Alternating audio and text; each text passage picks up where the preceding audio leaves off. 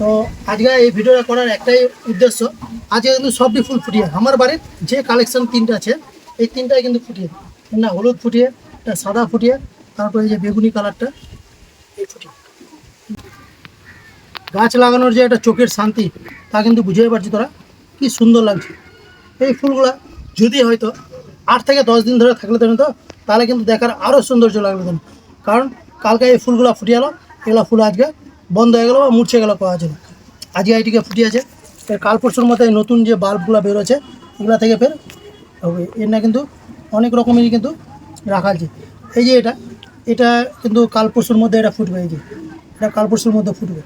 আর সব থেকে আমার দেখার যে সৌন্দর্য এই দুটা কিন্তু লাগছে, এর না আছে সাদা আর এর না আছে হলুদ। সত্যি কিন্তু দেখার একটা অসাধারণ।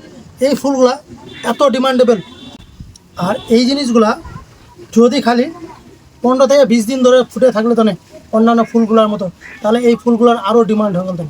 বাড়ির চ্যাংড়া প্যাংড়া আছে কিছু, তারা কিন্তু এই ফুলটিকে ভাঙে দিলে তবুও ওগুলো একটা প্রাপ্য হচ্ছে।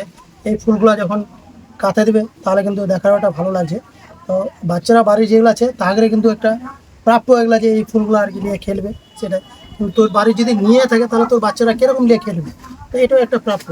তো আজকে এই ভিডিওটা করার একটাই উদ্দেশ্য, আজকে কিন্তু সবটি ফুল ফুটিয়ে আমার বাড়ির যে কালেকশন তিনটা আছে এই তিনটাই কিন্তু ফুটিয়ে, না হলুদ ফুটিয়ে, একটা সাদা ফুটিয়ে, তারপরে এই যে বেগুনি কালারটা এই ফুটিয়ে। এই ভিডিওটা এই জন্যই দেওয়া যে এই ফুল গাছগুলো যদি অবশ্যই বাড়ির কোনো জায়গা ফাঁকা থাকে তাহলে কিন্তু ফাঁকা জায়গা লাগিয়ে দেওয়া পারিস।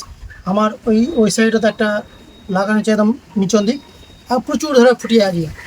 এই ছিল আজকে একটা ছোট্ট ভিডিও, আর পরবর্তীতে দেখা আছে এর কোনো একটা অন্য গাছ নিয়ে।